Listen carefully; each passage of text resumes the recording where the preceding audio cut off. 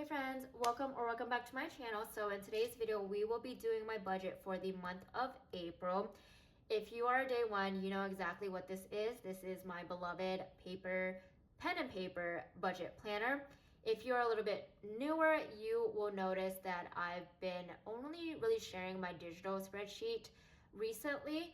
But I thought it'd be fun this month to really share with you my step-by-step end-to-end process of how I manage my finances throughout the month.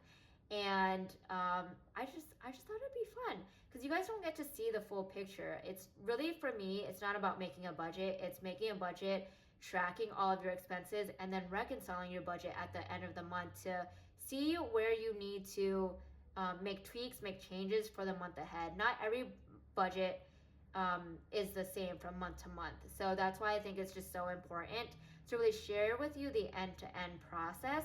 And yeah, so what we're gonna do is do our monthly budget on paper, and then I will literally just transfer this over to the digital spreadsheet.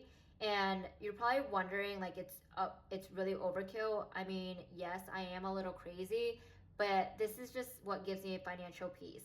And the difference, or the way that I do my budget, the way I do it is with the digital spreadsheet. It gives me graphics, visuals. It gives me everything on one page where I can see the full picture. But I don't look at my spreadsheet day in and day out. That's just not what I'm used to. For me, I'm a pen and paper girly, so I take my planner with me everywhere. I look at my planner every single day, and so it's just what works for me. But like I said, everyone's budget is different. You do what works for you. This is just what works for me, but I love seeing how other people approach their budgets. It's just fun. So with that being said, we're just gonna jump into our budget. Actually, I did want to share, this is my monthly reflections page. I don't really fill this out fully at the beginning of the month. I will put my balances, my checking and my high yield savings account balances at the beginning of the month, but this is just a summary page to show where I started and then where I ended for the month, as well as give me a summary of the overall income, expenses, and savings for the month so that I can reflect on it. And then if I need to, I make tweaks in the upcoming months. So I just wanted to share with that, but I'll show you probably toward the end of the month exactly how it looks filled out. But anyway, we're just gonna jump into our budget. I do a monthly budget. Again, like I keep on repeating, you do what works for you. I have tried paycheck to paycheck budgeting. It just unfortunately doesn't work for me. I don't really live, or I don't want to say I live paycheck to paycheck, but I've been blessed to kind of live a month ahead where paycheck to paycheck, it's a little bit difficult for me to see the full picture. And a lot of times, all of my bills come out at the beginning of the month. So doing the whole paycheck to paycheck budgeting for me, it just doesn't work. And that's why I do monthly. But again, you do what works for you. So what we're gonna do is take a look at our income and then our expenses, whether it's fixed or variable, bills or discretionary spending. And then at the end, we're gonna make sure that it all sums out to zero, because I do a little bit of everything, but I also do a zero-based budget. So you give everything an amount, or every dollar, every cent a job, and that's what we're gonna do. So we'll just get into the income first. For my income, I do get paid bi-weekly. Now, what I do, and I think what I've communicated in the past, is I don't put my actual income when I do my budget. I actually, with raises and promotions, I've tried not to feed into lifestyle creep.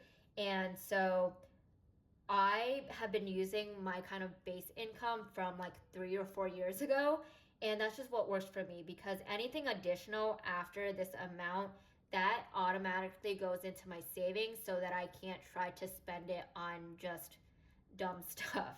So for my income for this month, we're gonna go with 2,600 per paycheck. And then additional funds, it's just a line item that I really don't expect every month. But for example, like I got a tax refund last month. So that's what this line is for, just in case.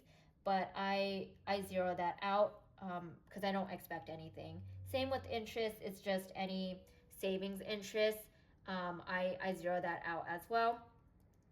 So that's it for my income.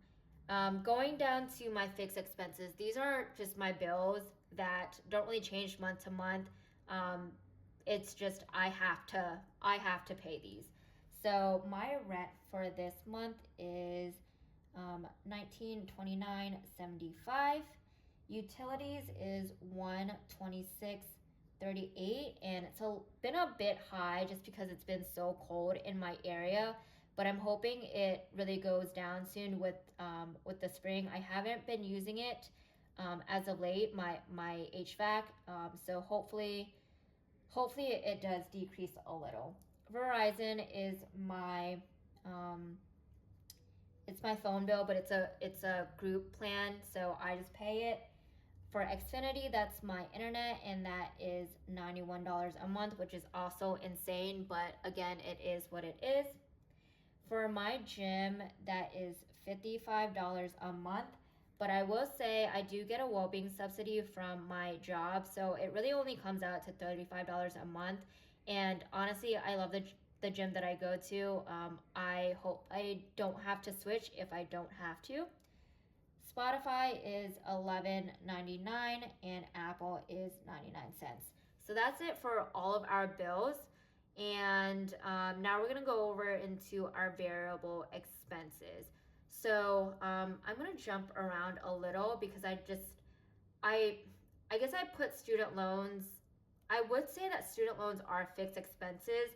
The reason why I have it in variable expenses is because I have a minimum payment, but I do sometimes pay more than that. So I do want to have a column for the actual amount that I pay, and that's why I have it in variable expenses. But for this month, or I guess my minimum payment is $282.35, and then we're just gonna jump back up to the cash envelope. So I do cash envelope spending. For me, that's again just what works for me.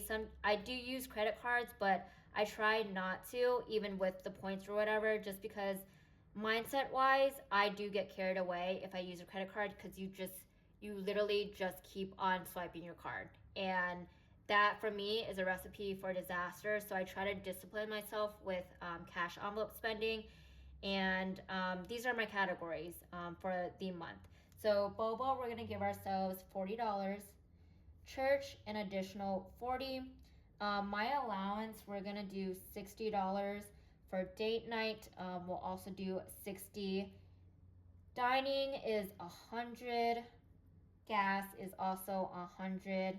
And then groceries is 200, which is insane because I used to be able to spend like $35-40 a week on groceries, and now I'm spending like $60+ and I just am having a hard time right now figuring out what my budget for groceries is. So it's probably gonna fluctuate. We'll see how it goes for this month, but I'm just gonna give myself $200.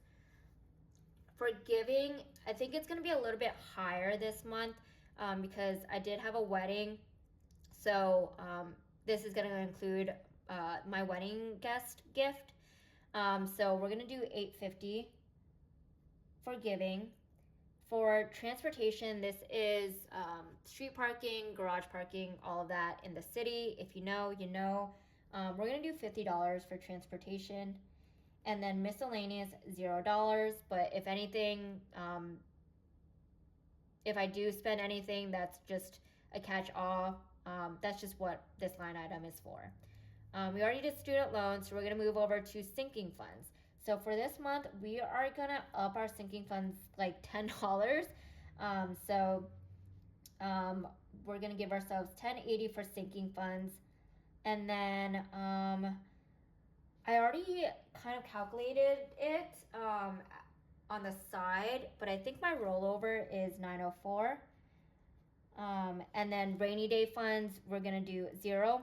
But okay, my video cut out, so that was rude, but I think we were done with our budget. And now what we're gonna do is just total up our numbers and really make sure that it equals up to 0. So out of all things, I also do a zero-based budget, making sure that each cent, each dollar has a home. So again, hopefully all of this equals up to 0 based on our little equation here. So I'm gonna take this out just a little bit because it's kind of hard to write on the edge. But our income, I know, is 5,200 that we are planning for this month. For our expenses, well, you know what is easier?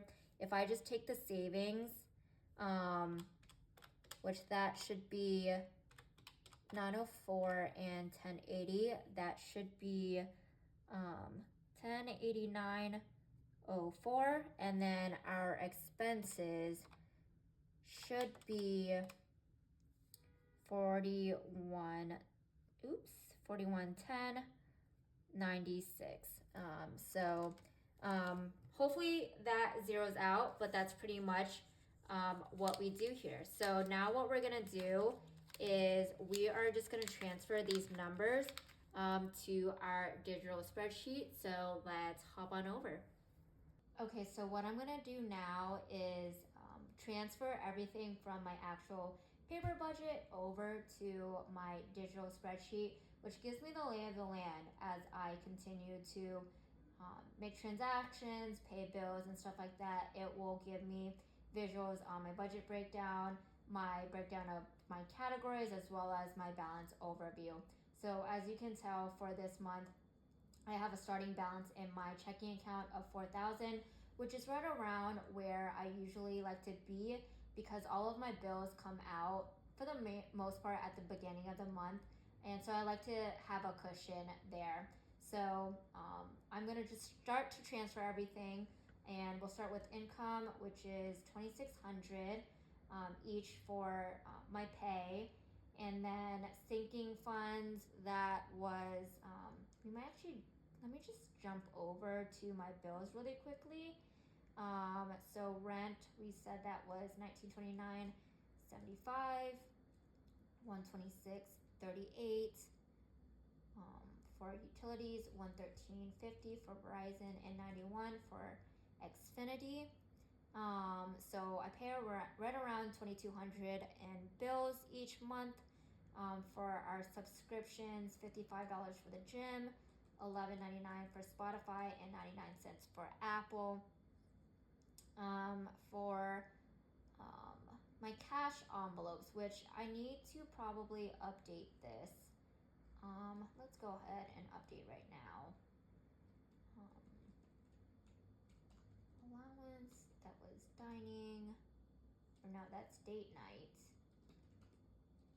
Dining, gas, and groceries, and this sinking fund or cash envelope went away. So all right, so for a boba we had 40, church 40, allowance 60, date night 60, dining is 100, gas is 100, groceries is 200, giving is 850, transportation is $50, miscellaneous is obviously 0.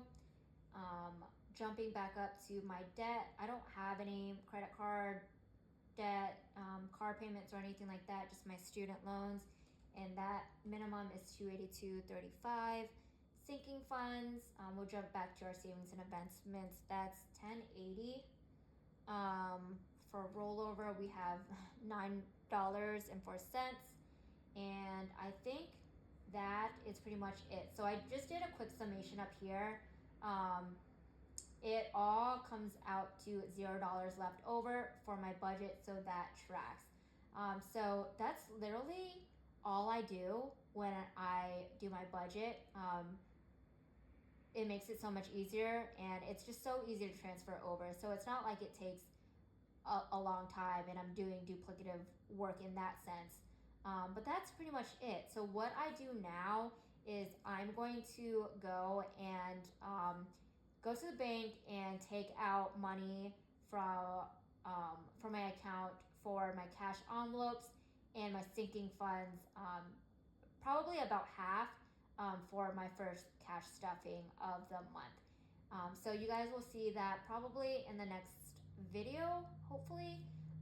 But yeah, that's pretty much it, quick and dirty. And if you guys liked and subscribed, just or if you guys enjoyed the video, go ahead and like and subscribe. And I hope to see you guys next time. Bye.